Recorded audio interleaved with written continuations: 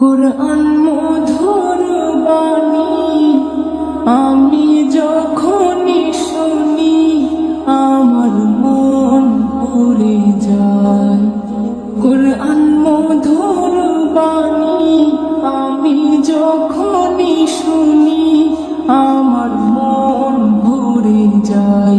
শোনো মুমিন মুসলমান, পড়ে দেখো না কুরআন, কত শান্তি পাওয়া যায়। কুরআন মধুর বাণী